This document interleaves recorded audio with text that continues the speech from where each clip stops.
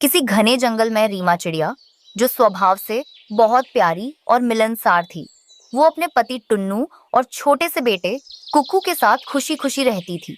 टुन्नू बहुत मेहनती था और कुक्कू अपनी माँ बाप का लाडला था। एक सुबह टुन्नू अपने घोंसले की मरम्मत कर रहा था। मुझे लग रहा है कि जल्द ही बड़ी बारिश आने वाली है। हमें अपने घोंसले को और मजबूत करना होगा। हाँ टुन्नू जी, आप ठीक कह रहे हो। मैं भी देखती हूँ क्या मदद कर सकती हूँ। वैसे भी मुझे कुकू का ध्यान रखना है। माँ, बारिश में कागज की नाव बनाऊंगा। अभी नहीं मेरे लाल, पहले हम घर ठीक करें। तभी कालू कौवा जोर से काव काव करता हुआ वहां आया। अरे टुन्नू, इतनी मेहनत क्यों कर रहे हो? क्या तुम्हारा घोंसला हवा के एक झोंके से ही गिर जाएगा? देखो मेरा घर सबसे ऊंचा, सबसे मजबूत। कालू, हम तो बस एहतियात बरत रहे हैं। बारिश कभी भी आ सकती है। कालू, तुम्हें घमंड नहीं करना चाहिए। सुना है इस बार घनघोर वर्षा होगी। कबूतर भाई भी कह रहे थे कि नदी का जलस्तर बढ़ेगा। हाँ, मैंने आसपास के किसानों को बात करते सुना है। हमें एक साथ मिलकर तैयारी करनी चाहिए। ये क्या फालतू बातें कर रहे हो कालू? तुम इनकी तरह मूर्ख मत बनो।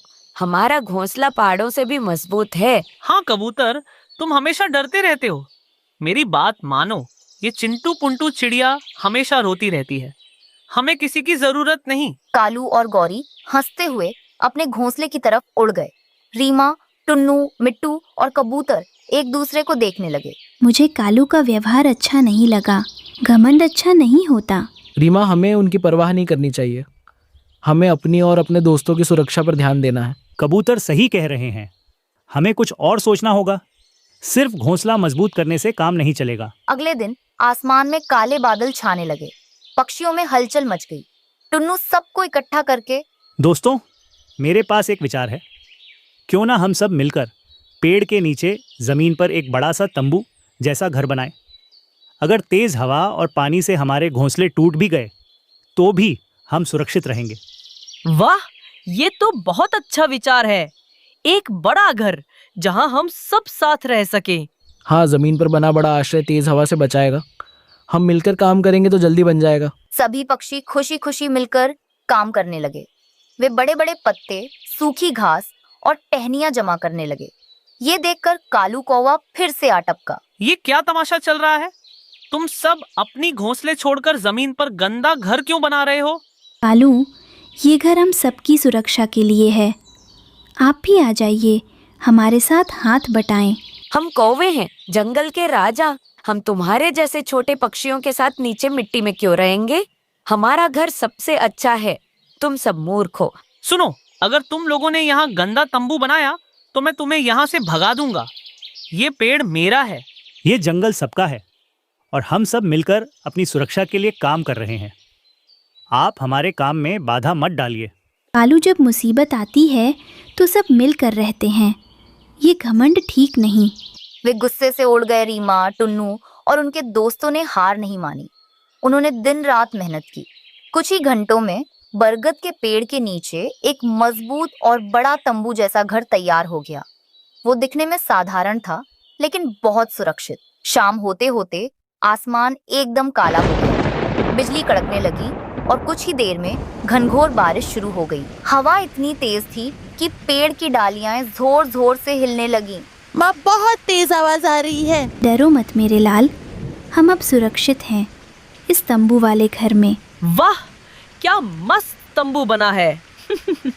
यहाँ तो हवा भी नहीं आ रही। टुन्नू, तुम्हारा विचार बहुत काम आया। पक्षियों ने अंदर ही अंदर एक दूसरे को धन्यवाद दिया। वे अंदर सुरक्षित महसूस कर रहे थे। कालू कौवा और गौरी कौवी का घमंड पल भर में चूर चूर हो गया। तेज हवा और बारिश ने कालू और गौरी के घोंसले को तहस नहस कर दिया। गौरी, हमारा घोंसला हिल रहा है। हाँ कालू, देखो हमारी छत उड़ गई। पानी अंदर आ रहा है। कालू, अब क्या होगा?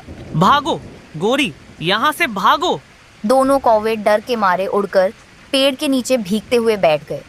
वे ठंड से कांप रहे थे। हमें इतनी ठंड लग रही है। हमने उनकी बात क्यों नहीं मानी? मुझे माफ कर दो गौरी, मेरा घमंड बहुत बुरा था। रीमा ने खिड़की से देखा कि कालू और गौरी ठंड से कांप रहे हैं। टुन्नू जी, कालू और गोरी बहुत भीग रहे हैं, क्या हमें उनकी मदद करनी चाहिए? रीमा, उन्होंने हमारे साथ बहुत बुरा व्यवहार किया है। हमें बदला नहीं लेना चाहिए, मुसीबत में सबकी मदद करनी चाहिए। रीमा ने बाहर आवाज लगाई। कालू, गोरी बहन, अंदर आ जाइए, यहाँ बहुत जगह है। कालू और गौरी को अपनी कानों पर विश्वास नहीं हुआ। कालू और गौरी अंदर आए। गर्म और सुरक्षित जगह पाकर उन्हें बहुत सुकून मिला।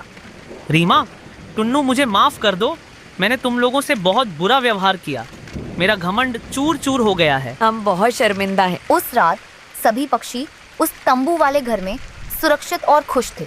कालू और गौरी को ये एहसास हुआ कि घमंड हमेशा दुख देता है और एकता में ही असली शक्ति होती है। जंगल में कड़ाके की ठंड पड़ रही थी। आसमान से रुई के फाहों की तरह बर्फ लगातार गिर रही थी, जिसने पूरी धरती को सफेद चादर से ढक दिया था।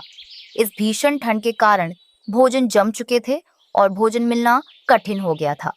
जंगल के सभी पक्षी दाने पानी की तलाश में अब बहुत दूर दूर तक जाने को मजबूर थे। रीमा चिड़िया कई दिनों से बीमार थी। शायद इस ठंड की चपेट में आने से उसकी छोटी शरीर में अब इतनी शक्ति नहीं थी कि वो उड़कर भोजन लेने जा पाती। लेकिन रीमा के पास एक अनमोल जानकारी थी।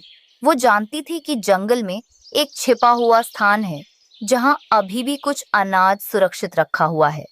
एक दिन भोजन की तलाश में हताश होकर कबूतर और उसकी पत्नी लूसी कबूतरी, कालू कौवा और उसकी पत्नी गौरी कौवी रीमा के घर आए। रीमा बहन, हम सब बहुत परेशान हैं। ठंड और बर्फ ने सब कुछ जमा दिया है। बच्चे भूखे हैं और हमें कहीं भोजन नहीं मिल रहा। हाँ, और तुम तो यहाँ आराम से बैठी हो। हमें पता चला है कि तुम्हें पता है कि भोजन कहाँ मिल सकता है। चलो हमारे साथ, हमें रास्ता दिखाओ। मेरे प्यारे दोस्तों, मैं जानती हूँ कि तुम सब बहुत थके हुए और चिंतित हो। पर देखो, मेरी तबीयत ठीक नहीं है। मैं उड़ने की हिम्मत नहीं कर पा रही हूँ। अगर मैं तुम्हारे साथ चलूँगी तो सिर्फ बोझ बनूंगी। ओह बेचारी रीमा, हम देख सकते हैं कि तुम कितनी बीमार हो। क्या तुम हमें सिर्फ उस जगह का पता बता सकती हो? हम खुद चले जाएंगे। हाँ, मैं इतना तो कर ही सकती हूँ। सुनो ध्यान से। यहाँ से उत्तर पूर्व दिशा में एक पुरानी गुफा है। उस गुफा के अंदर एक गिलहरी ने सर्दियों के लिए कुछ अनाज छुपा रखा था। अब वो चली गई है। तुमको बस उस गुफा को बर्फ हटाकर खोलना है। बस इतनी सी बात, फिर तो हम अभी जाकर ले आते हैं। रीमा की बताई जगह पर पहुंचकर कबूतर और कालू ने मिलकर बर्फ हटाई और ढेर सारा सूखा अनाज और बीज ढूंढ निकाले। उनकी खुशी का ठिकाना न रहा। उन्होंने अपनी अपनी टोकरी में जितना भर सका उतना भरा और तेजी से अपने घरों की ओर लौट आए। शाम ढल चुकी थी। सभी पक्षियों ने पेट भरकर भोजन किया, लेकिन किसी ने भी उस बीमार रीमा चिड़िया के बारे में नहीं सोचा जिसने उन्हें भोजन का पता बताया था। स्वार्थ ने उनकी आंखों पर पर्दा डाल दिया था। रीमा अपने घोंसले में अकेली, भूखी और कमजोर बैठी है। काश वो थोड़ा सा भोजन मेरे लिए भी ले आते। एक छोटा दाना भी मेरी जान बचा सकता था। लेकिन मुझे उन पर गुस्सा नहीं करना चाहिए। शायद उन्हें लगा कि मैं बाद में ठीक होकर खा लूंगी। कड़ाके की ठंड और भी बढ़ती जा रही थी। हर बीतते दिन के साथ ज्यादातर पक्षी ठंड और कम भोजन के कारण बीमार पड़ने लगे थे। कुछ ही दिनों में कबूतर, लूसी, कालू और गौरी भी थकान और बीमारी से बेहाल हो गए। वो सब फिर से चिड़िया के घर आते हैं। रीमा, हमें पता है कि हमने अच्छा नहीं किया था जब हम भोजन लाए थे। हाँ, अब हम और भोजन इकट्ठा नहीं कर पा रहे हैं। ठंड इतनी ज्यादा है कि हमारे पंख भी जम रहे हैं। जो थोड़ा बहुत बचा है उससे ज्यादा दिन नहीं कटेंगे। हम अब बीमार भी हो गए हैं। रीमा, हम बहुत डर गए हैं। क्या होगा हमारा? घबराओ मत मेरे दोस्तों, हिम्मत मत हारो। मैं जानती हूँ कि ये ठंड कितनी जालिम है, लेकिन ये वक्त डरने का नहीं बल्कि और ज़्यादा मजबूत बनने का है। याद रखो, आगे जाकर ठंड और भी बढ़ेगी। हमें इसी वक्त पर अपनी पूरी ताकत और मेहनत से ज़्यादा भोजन इकट्ठा करना होगा। हार मानोगे तो मर जाओगे, लड़ोगे तो बच जाओगे। रीमा की बातों में एक अजीब सी शक्ति थी। बीमार होते हुए भी उसने उन सब में नई जान फूंक दी।